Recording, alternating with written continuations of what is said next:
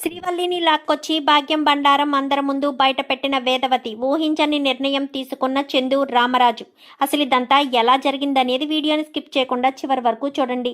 ఇల్లు ఇల్లాలు పిల్లలు అప్కమింగ్ ఎపిసోడ్స్లో ఏం జరగబోతుందో ముందుగా తెలుసుకోవాలి అనుకుంటే వీడియోని లైక్ చేసి ఛానల్ని సబ్స్క్రైబ్ చేసుకుని పక్కనే ఉన్న బెల్ సింబల్లో ఆల్ పై క్లిక్ చేయండి.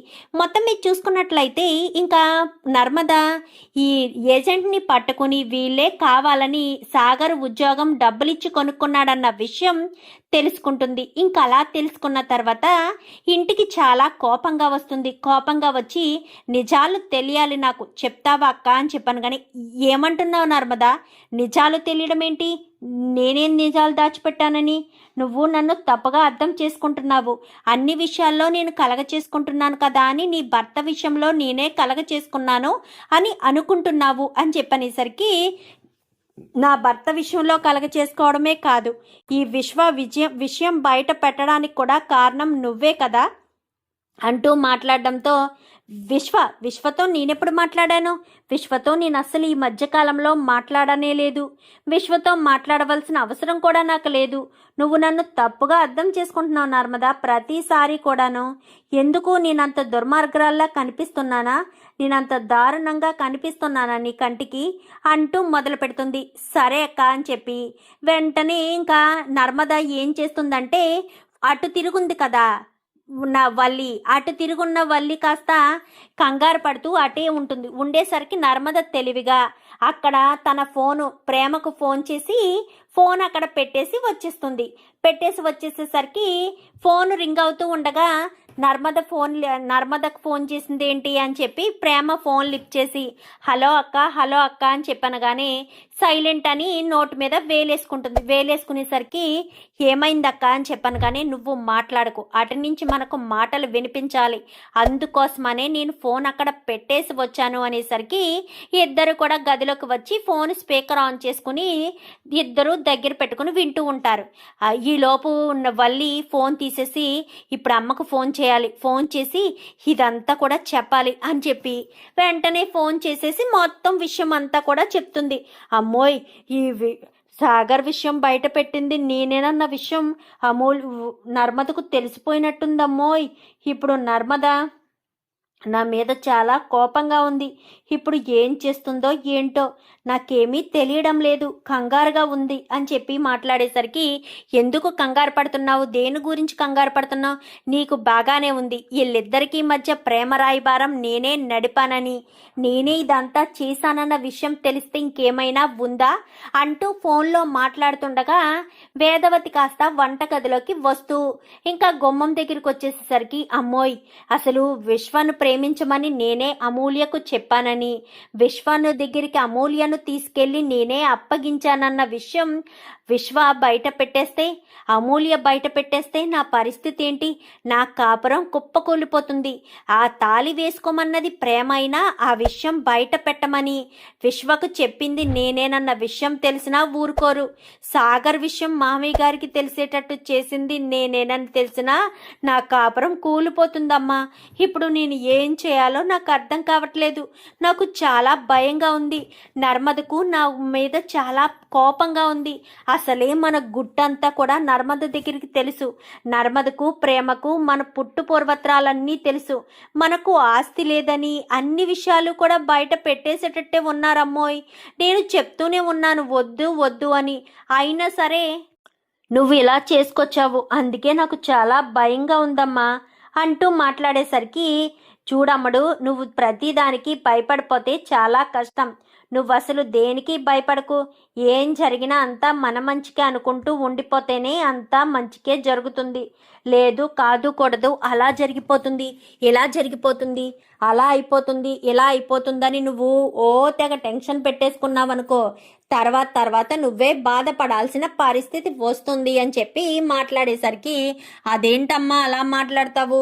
ఇప్పుడు సిచ్యువేషన్ నా కంట్రోల్లో లేదు అని నీకు చెప్తుంటే అర్థం కావట్లేదే అమ్మోయ్. నాకు చాలా భయంగా ఉందే.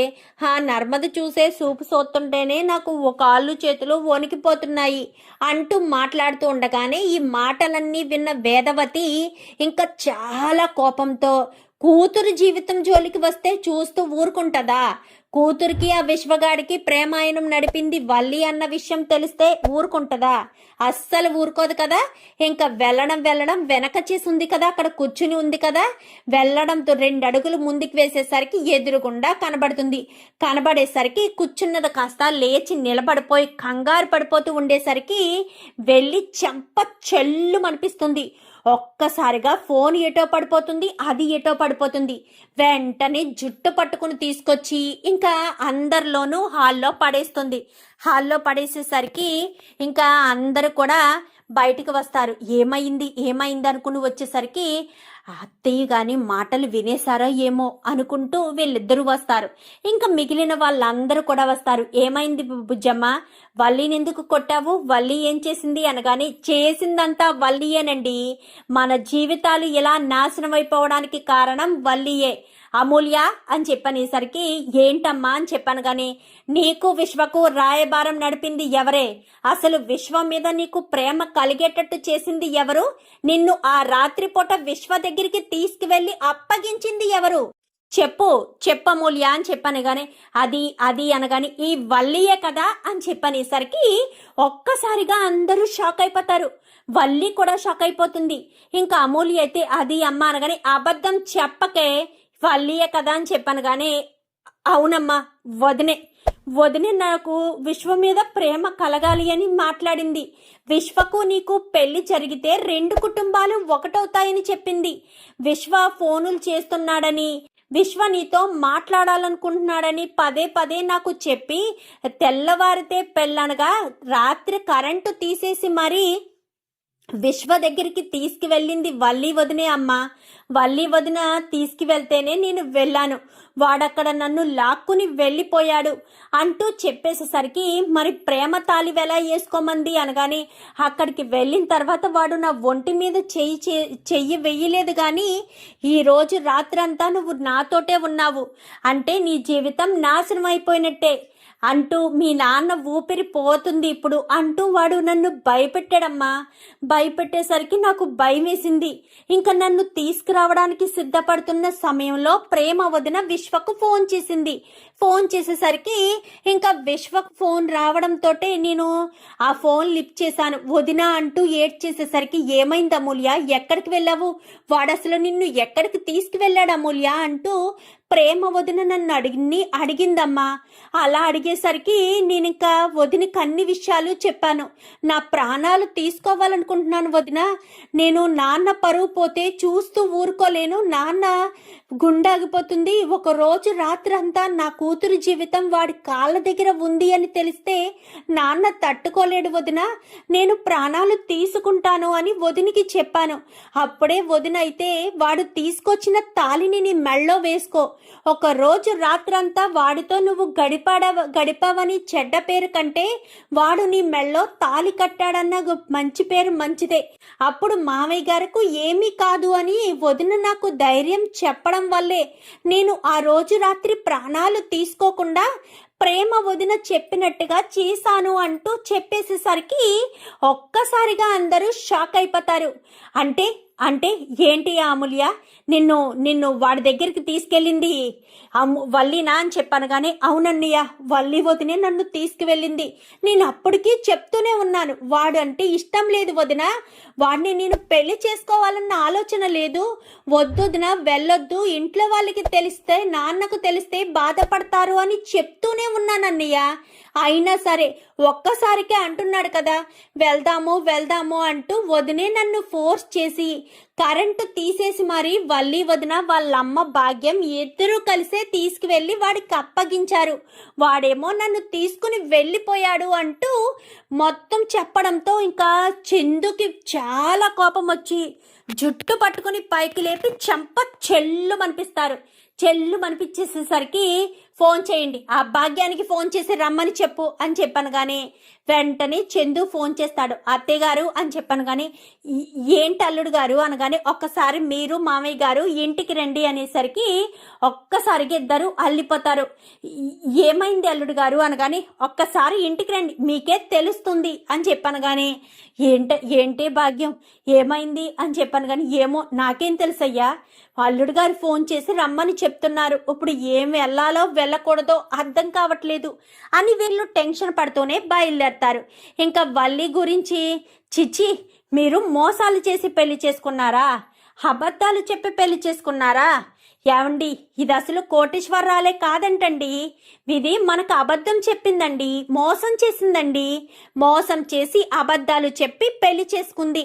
మొత్తం ఇదంతా విషయాలు బయట పడిపోతే మామయ్య గారికి ఎక్కడ తెలిసిపోతే నా కాపురం చెడిపోతుందని భయపడుతుందండి.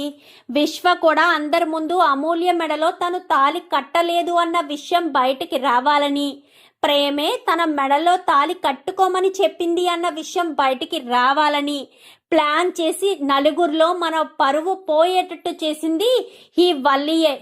అలాగే సాగర్ కూడా ఉద్యోగం కొనుక్కున్నాడన్న విషయం మీకు చెప్తే మీరు సాగర్ని మందలించి సాగర్ని ఇంట్లోంచి బయటకి గెంటేస్తారు.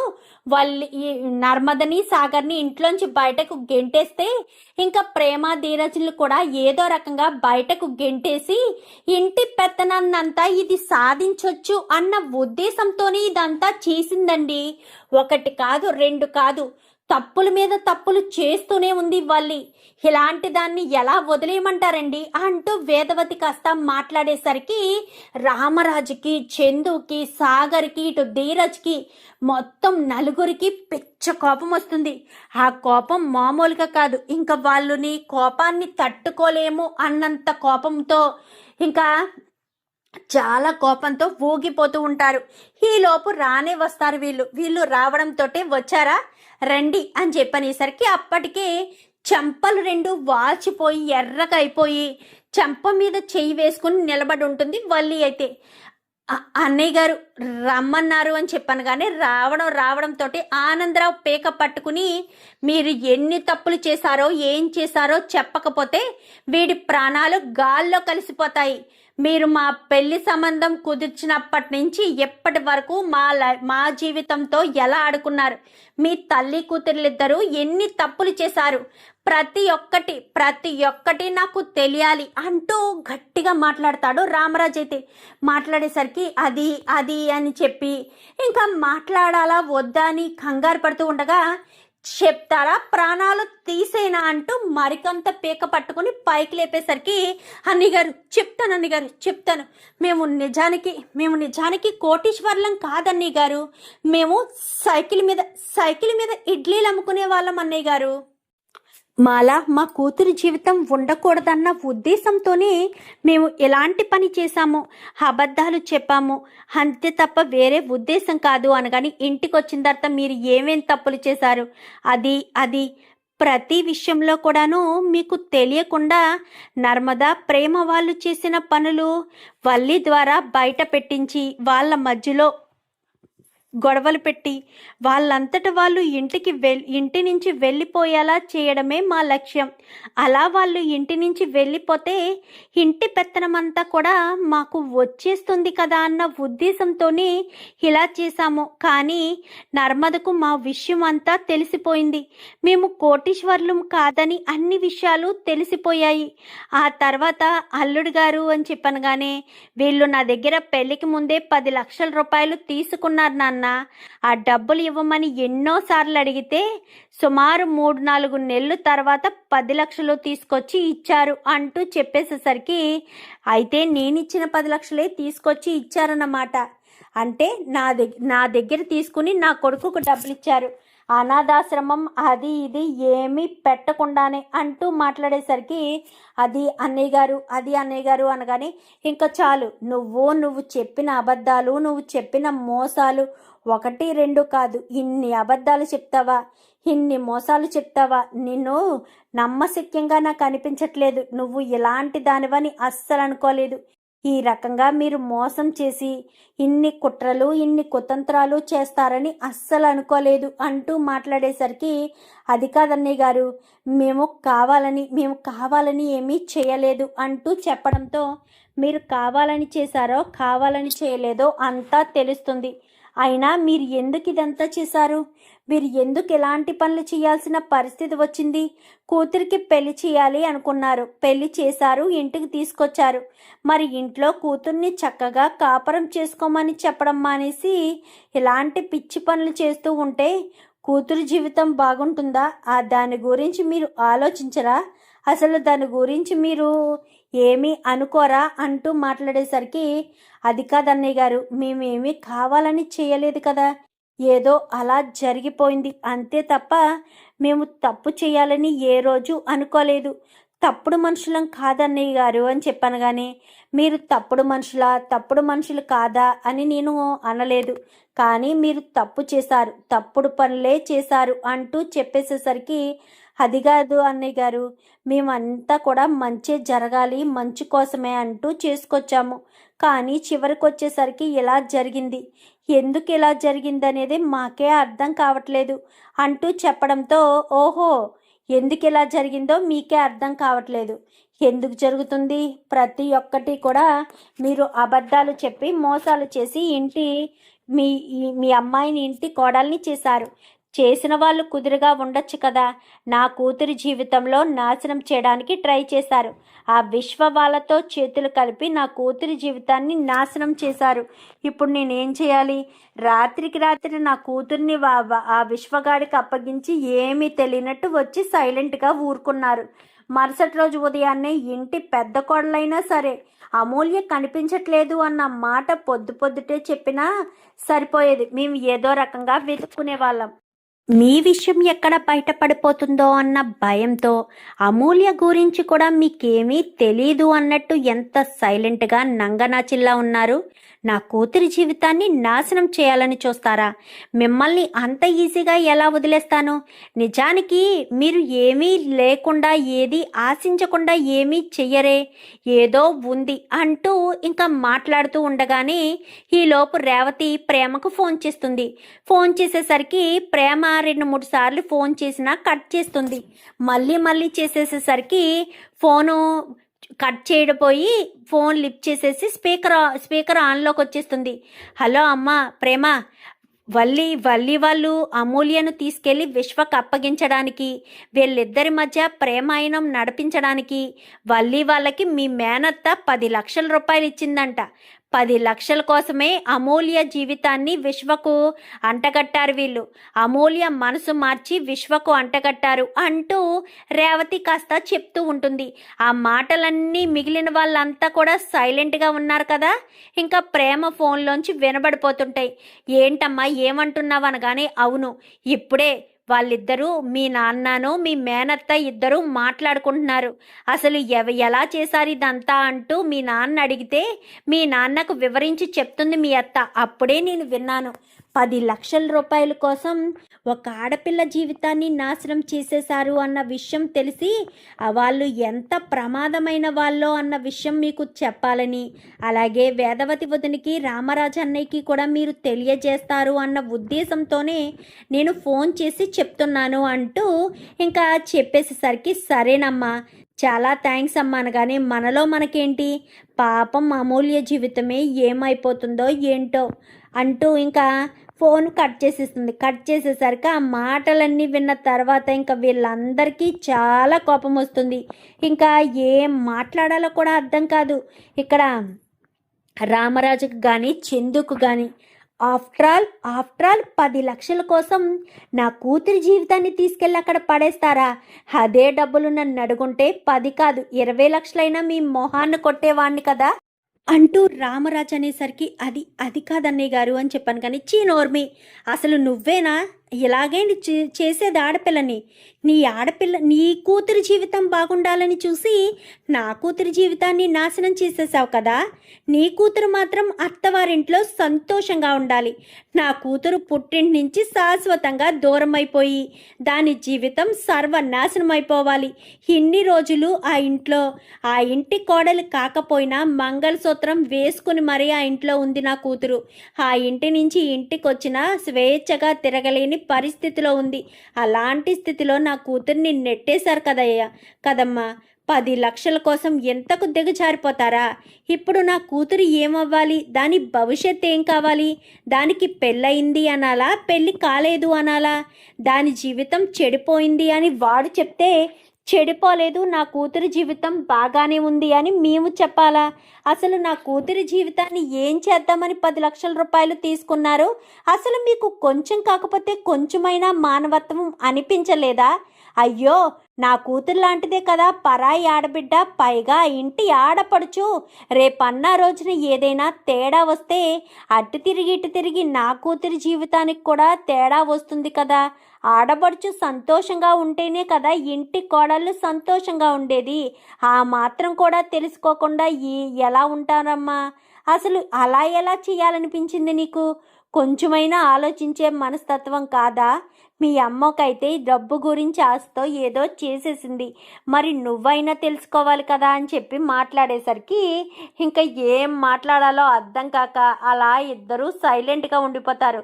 ఒరే చందు అని చెప్పాను కానీ ఆ నాన్న అని చెప్పనేసరికి ఒక్క క్షణం కూడా వీళ్ళిద్దరూ ఇంట్లో ఉండడానికి వీల్లేదురా. ఇంట్లోంచి తక్షణమే ఇద్దరూ బయటికి వెళ్ళిపోవాలి. వీళ్ళు కనుక ఇంట్లో ఉంటే నా కూతురి జీవితం నాశనం అయిపోయినట్టే, నా కూతురి జీవితాన్ని సర్వనాశనం చేసినట్టే అంటూ మాట్లాడేసరికి అది కాదు అంటూ ఎంతో నచ్చ చెప్పడానికి ఇంకా వల్లి అయితే ప్రయత్నం చేస్తుంది. ఎంత ప్రయత్నం చేస్తే మాత్రం ఊరుకుంటారా? అస్సలు ఊరుకునే మనుషులు కాదు. ఇంకా రామరాజు అయితే ఒక్క నిమిషం కూడా వీళ్ళు ఇంట్లో ఉండడానికి వీల్లేదురా పెద్దోడా, ఒక్క నిమిషం కూడా ఉండొద్దు, వీళ్ళని బయటకు గెంటేయాలి, శాశ్వతంగా బయటకు గెంటేయాలి అంటూ చెప్పేసేసరికి అది కాదు మామయ్య గారండి, ప్లీజ్ మామయ్య గారండి, ప్లీజ్ మామయ్య గారండి అని కాళ్ళు పట్టుకోవడానికి బ్రతిమాలుతుంది. నువ్వు కాళ్ళు పట్టుకున్నా ఏం పట్టుకున్నా, నా కాళ్ళు కానీ చేతులు కానీ ఏం పట్టుకున్నా నా మనసు మాత్రం మారదమ్మా. నువ్వు నాశనం చేసింది వేరే కాదు, జీవితాల్ని కాదు, నా కూతురి జీవితాన్ని నాశనం చేశావు. నా కూతురి జీవితాన్ని నాశనం చేసి నా కూతురికి భవిష్యత్తే లేకుండా చేసేశారు కదమ్మా. ఇంకా నా కూతురు బ్రతికున్న ఒక శవంలా ఉండడం తప్ప ప్రతి క్షణం నా కూతురు భవిష్యత్తుని చిదిమేశారు కదమ్మా. చిచ్చి, మీలాంటి వాళ్ళు ఒక్క క్షణం కూడా నా ఇంటి గడప దాటి బయటికి వెళ్ళకపోతే మాత్రం అస్సలు ఊరుకోను. ఒరే పెద్దోడా, నువ్వేం నిర్ణయం తీసుకుంటావరా అని చెప్పాను కానీ నీ ఇష్టం నాన్న, నువ్వు ఏదంటే అదే. నా చెల్లెల జీవితాన్ని నాశనం చేసిన దీన్ని నేనెలా దీంతో కలిసి కాపురం చేస్తాను, దీంతో కలిసి ఎలా ఉంటాను అంటూ మాట్లాడేసరికి అది కాదు బా అంటూ ఎంత చెప్తున్నా కానీ చూడు వాళ్ళి, ఇక్క క్షణం కూడా నువ్వు ఇక్కడ ఉండడానికి వీల్లేదు. తక్షణమే నీకు 15 గంట మాత్రమే సమయం ఇస్తున్నాను.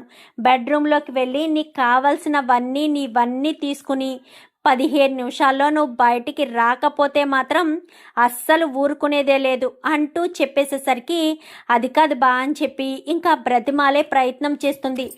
వెళ్ళిపోమని చెప్పానా అంటూ ఒక్క కేక వేస్తాడు ఇంకా చందు. అయితే ఆ కేకకే కంగారు పడిపోతుంది, టెన్షన్ పడిపోతుంది. అచ్చి బాబోయ్, బావేంటి ఎంత కోపంగా ఉన్నాడు?